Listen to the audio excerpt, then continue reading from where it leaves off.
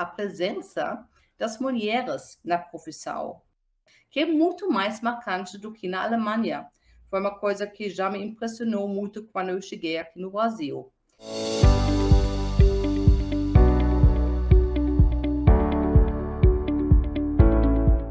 Olá, meu nome é Ulrike Schröder, eu sou professora titular da Universidade Federal de Minas Gerais. A minha área é alemão na graduação e estudos linguísticos na pós-graduação.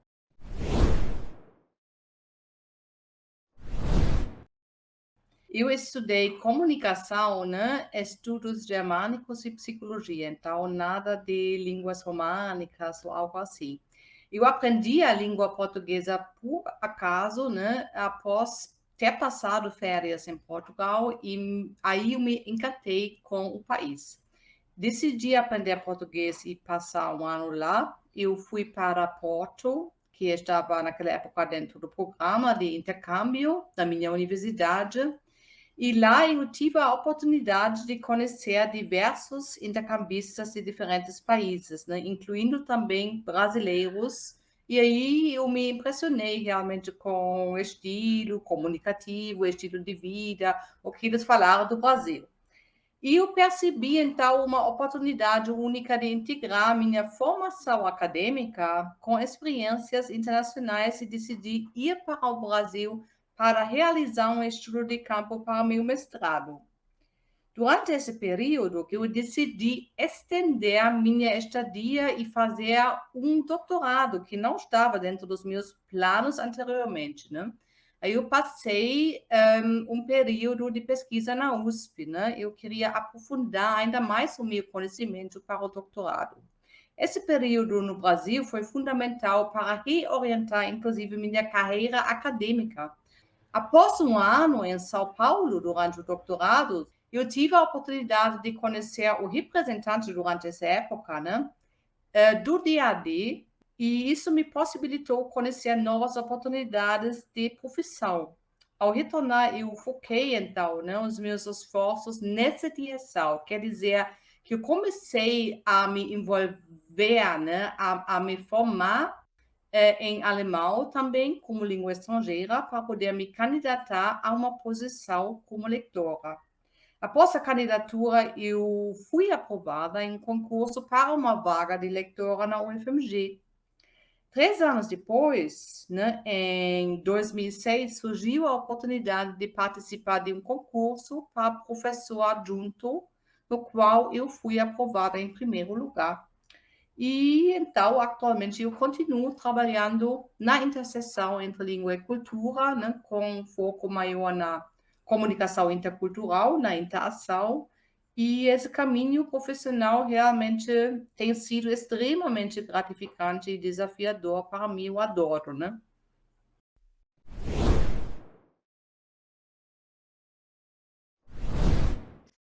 De acordo com a minha experiência nas entrevistas, por exemplo, de seleção, né, para doutorado sanduíche, pós-doutorado, etc., daquela época, na área das ciências naturais ou da medicina, por exemplo, um dos motivos para os candidatos escolherem fazer um doutorado integral ou sanduíche na Alemanha sempre foi a disponibilidade de laboratórios modernos e a atualidade da pesquisa aliadas ao financiamento também, né? Esses são problemas sérios que o país, que o Brasil enfrenta, né? Especialmente no que diz respeito à atualidade de pesquisa, mas também questões orçamentais.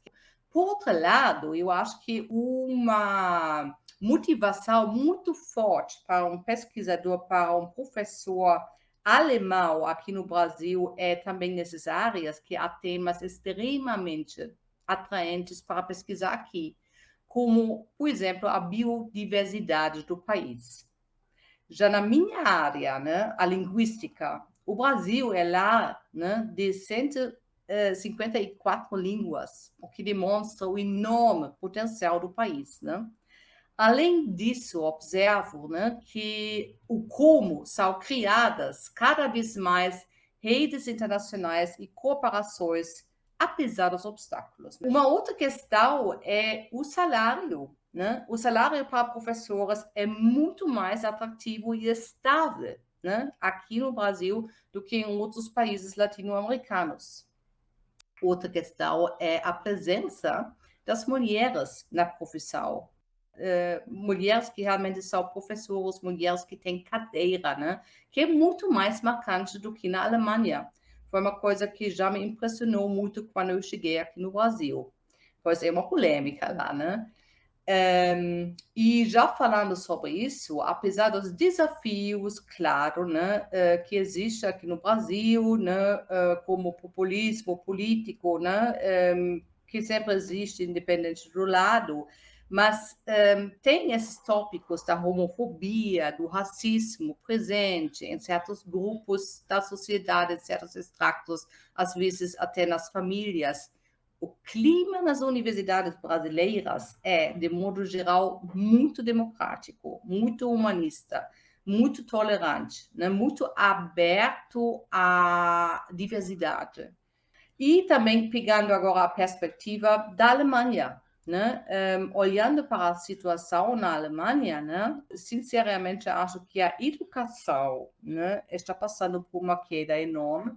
A economia, a política estão em declínio alarmante. Também não há muitas vagas nas universidades. Eu li um artigo, eu acho que até foi ontem, ou anteontem, no jornal Welt, né, mencionando aquele brain drain, né, que já há muitos anos, mas que realmente se radicalizou um pouco, né, na Alemanha, onde os alunos, incluindo estrangeiros, né, continuam estudando no país, pois ainda é atraente, você não paga nada, né, etc. Mas depois saem realmente para trabalhar em outros países, em outros lugares, né, incluindo o Brasil. O Brasil também foi mencionado, né?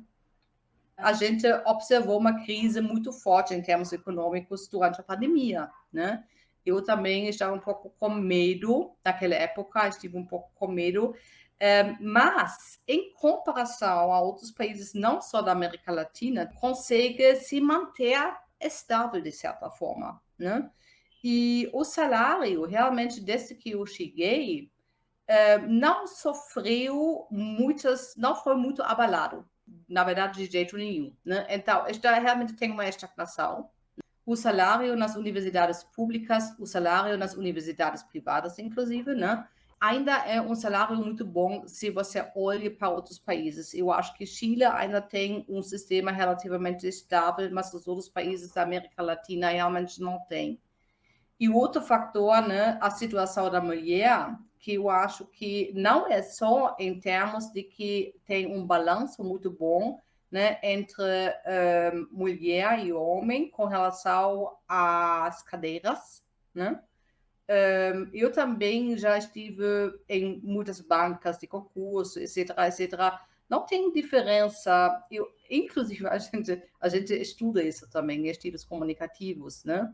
Eu acho o clima na universidade, entre mulher e homem, em discussões, em reuniões, etc., etc., é um clima muito bom.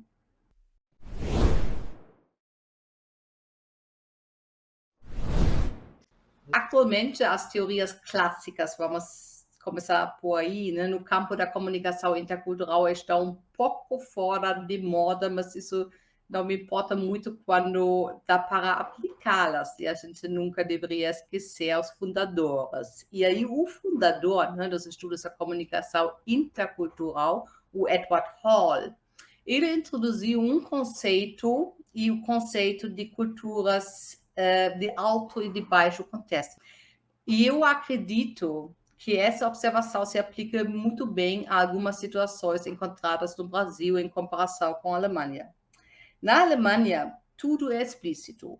Em qualquer lugar, né, você recebe, na sua vida pública, né, em qualquer lugar, aí você recebe, em geral, um guia, um texto, diretrizes, leis, né, ou regras escritas, né, e há orientações claras. No Brasil, isso não acontece da mesma forma. Você aprende como as coisas funcionam através de relatos de outras pessoas, né? Informações transmitidas em conversas. Aí muito é dito entre as linhas, às vezes, também. E pior, o que é válido hoje pode não ser mais válido amanhã. Então, um cientista alemão que queira fazer carreira no Brasil deve estar ciente de que tudo funciona de forma completamente diferente aqui nesse sentido, né? Trata-se de uma cultura de alto contexto, então, onde muitas coisas são implícitas. Quer dizer, ninguém vai explicar passo a passo o que deve ser feito, né? Também na universidade não funciona assim. Isso pode ser extremamente frustrante, né? No entanto, há uma grande vontade das pessoas, né, dos brasileiros, de ajudar e uma flexibilidade, claro, jeitinho, né, para encontrar soluções. E isso é uma coisa que a gente aprende pouco a pouco, né? E às vezes com muita dificuldade, pelo menos quando a gente é alemã, né? Sinceramente, apesar de ter feito pesquisa também sobre esse assunto e ter observado esse estilo comunicativo, gestual, prosódico, etc., tudo que está envolvido, ainda não consegui me acostumar, me tornar brasileira nesse sentido.